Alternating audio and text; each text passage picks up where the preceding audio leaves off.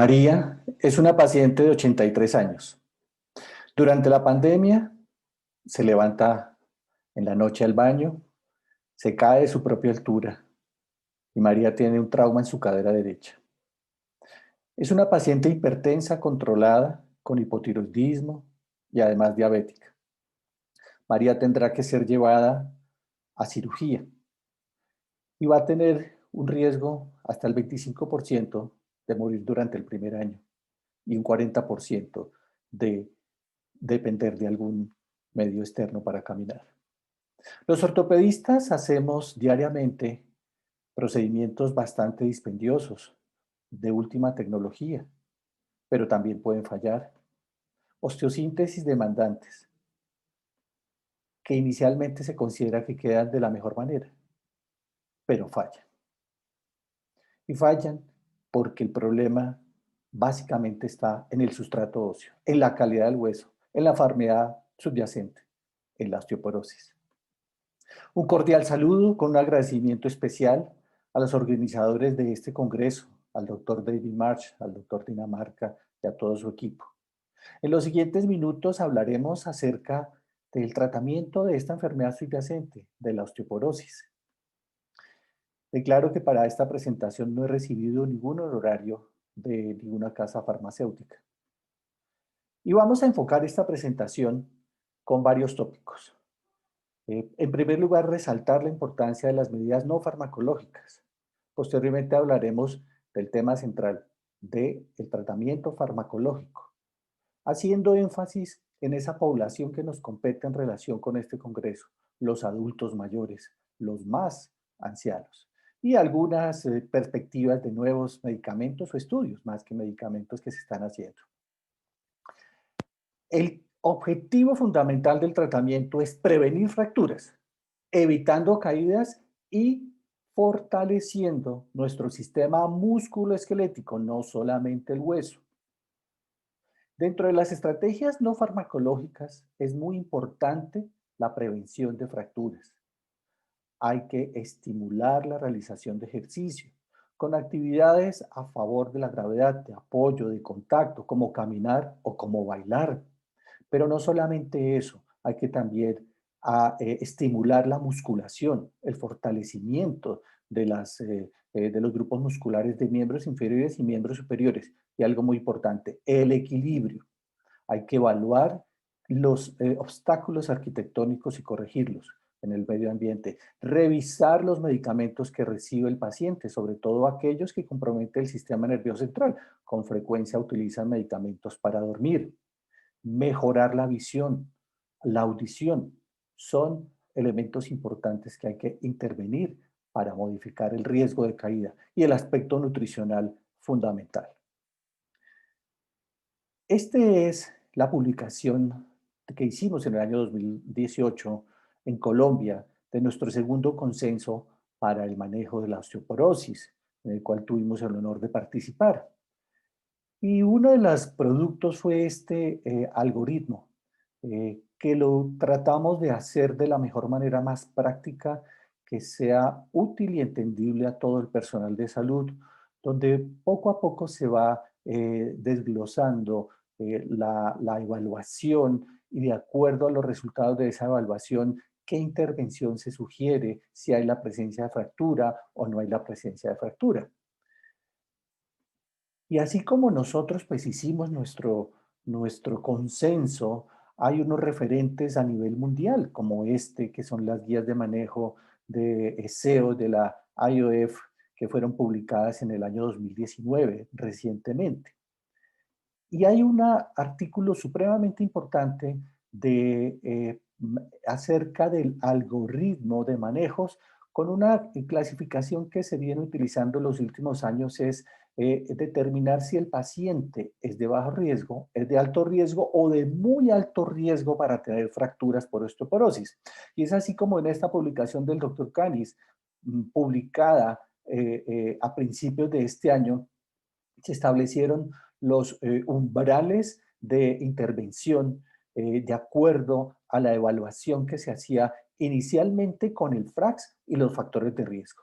Y de acuerdo a la localización que se ubica en estas gráficas, asimismo se puede considerar si el paciente es de bajo riesgo, es de alto riesgo o de muy alto riesgo. Y eso, entre otras cosas, ¿para qué nos sirve? Para determinar cuál es la recomendación de manejo. Como vemos, siempre se hace énfasis en las medidas no farmacológicas en cualquiera de las tres condiciones. Optimizar los niveles de calcio, de vitamina D, a fortalecer la salud musculoesquelética. Y de acuerdo a si es de bajo riesgo o de alto riesgo, se considera y se comienza a establecer un tratamiento farmacológico, bien sea con bifosfonatos o como en los pacientes de muy alto riesgo, que se recomienda la utilización de medicamentos de uso parenteral, incluyendo los osteoformadores. Pero la guía que más completa y de más reciente publicación que en general en el mundo consideramos y tomamos muy en cuenta a la hora de evaluar y tratar nuestro paciente es este documento de la Asociación Americana de Endocrinología, las guías de manejo, la actualización para el año 2020. Y miren que la cuarta pregunta escrita en este documento se plantea un interrogante. ¿Quiénes necesitan terapia farmacológica? Entonces, se determina la recomendación 23 de este consenso, de estas guías de manejo, porque no es un consenso. Se consideran pacientes que requieren terapia farmacológica los que tienen fractura reciente. ¿Qué se considera fractura reciente? Que se sucedió en los últimos 12 meses. O pacientes que estaban en tratamiento y tienen una falla terapéutica, que también presentan una fractura. O pacientes que tienen más de una fractura, múltiples fracturas. O aquellos que ven recibiendo de manera crónica medicamentos que tienen un efecto deleterio sobre el hueso, como los glucocorticoides. También se considera aquellos pacientes que tienen una muy baja densidad mineralosa con un T-score muy bajo, por debajo de menos 3.0, o aquellos que también tienen un alto riesgo de caídas o que ya tienen una fractura previamente. Y definitivamente la herramienta FRAX, fundamental para aplicarla en los pacientes previo al inicio del tratamiento, y si tenemos que nos arroja un riesgo de fractura a 10 años para fractura mayor por encima del 30% y para fractura de cadera por encima del 4.5%, es importante iniciar un tratamiento farmacológico. Y miren que pues el grado de evidencia es un grado B, entonces puede ser controvertido, pero básicamente es porque sigue siendo la evidencia bien controvertida y bien limitada, pero definitivamente en la experiencia del día a día tenemos elementos de juicio para iniciar un tratamiento farmacológico. Esta es la tabla de los medicamentos que están aprobados por la FDA. Y como vemos, todos, tanto antirresortivos como osteoformadores, incluso osteoformadores que en nuestros países todavía no tenemos, pero en Estados Unidos ya disponen de ellos, como el abaloparatide y el romosozumab, definitivamente todos tienen una evidencia de eficacia a nivel vertebral.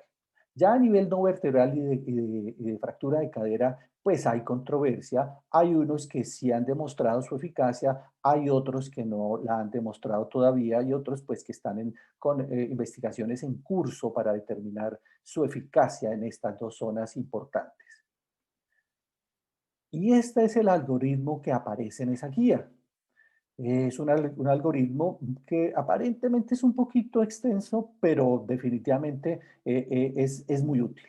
Comienza desde la parte inicial en la aplicación de la herramienta fundamental del FRAX y obviamente el FRAX teniendo en cuenta los factores de riesgos.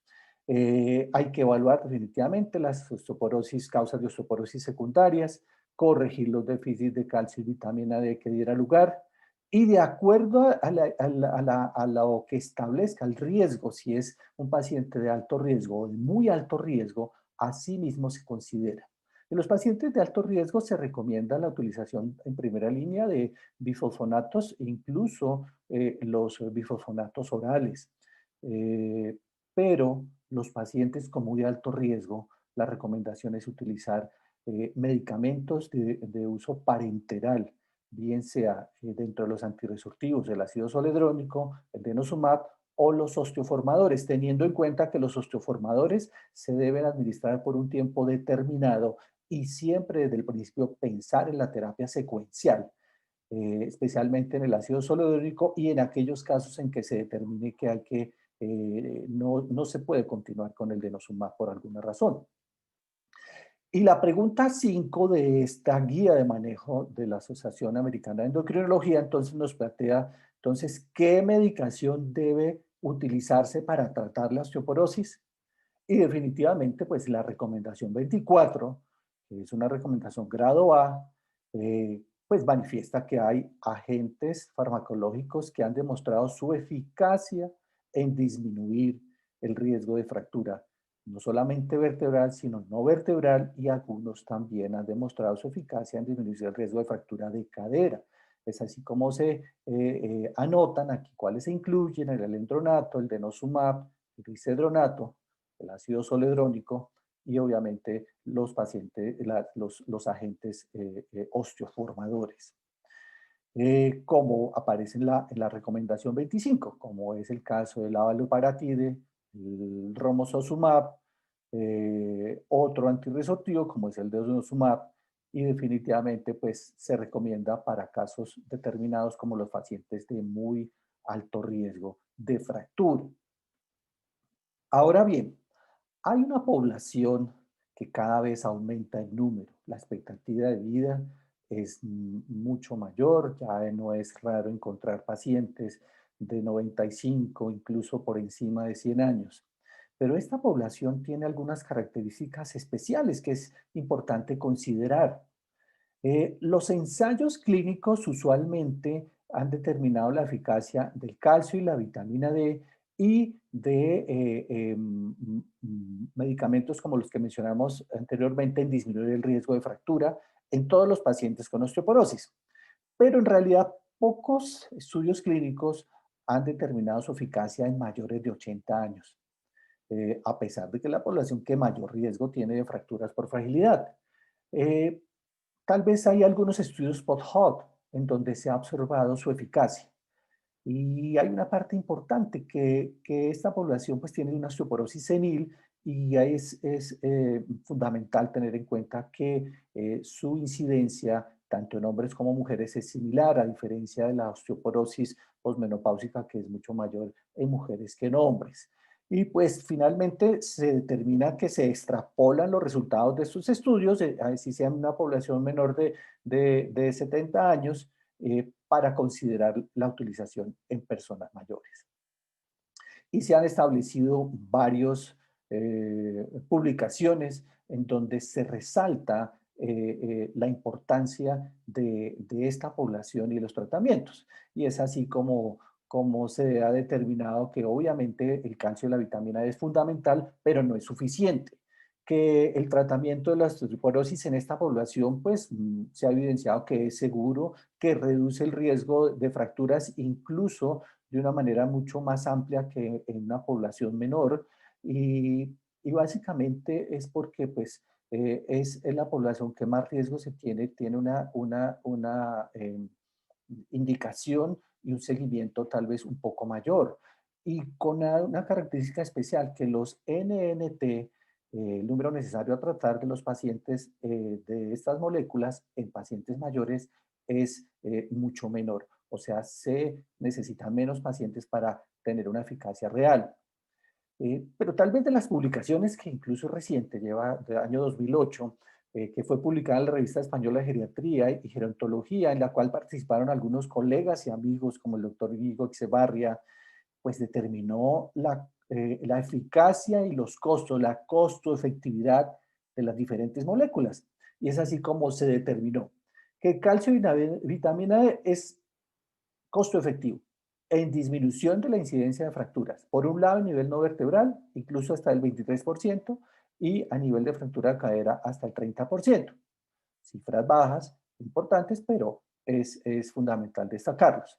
Y en cuanto a su costo efectividad, se considera que entre más edad se tenga, puede ser más costo efectivo. Ahora bien, respecto al glifosforato. Su efectividad, pues el ácido zoledrónico lo ha demostrado de manera eficaz. El alendronato también se demuestra que es eficaz en esa población entre 75 y 85 años. El risedronato disminuye el riesgo de fractura con un NT bajo de 12. Y en general los bifosfonatos disminuyen alrededor de un 25 a 30% el riesgo relativo de fractura de cadera. ¿Son eficientes? Pues son más costo efectivos en mayores de 75 años. A mayor edad, mayor costo efectividad. Y en esta población, pues se habla de la disminución del riesgo de fractura de una manera importante, incluso en hombres hasta del 6.5%. Otras moléculas como el denosumab, pues su eficacia disminuye de manera importante, tanto en personas mayores como en personas menores de 70 años, el riesgo de fracturas, tanto vertebrales como no vertebrales. En las fracturas vertebrales incluso hasta un 68% y en fracturas no vertebrales en un 40%. En cuanto a su eficiencia, pues hay unas publicaciones recientes donde se determina que el denosumab puede ser más costo efectivo a mayor edad que tenga el paciente y con unos valores muy bajos de la densidad mineral ósea.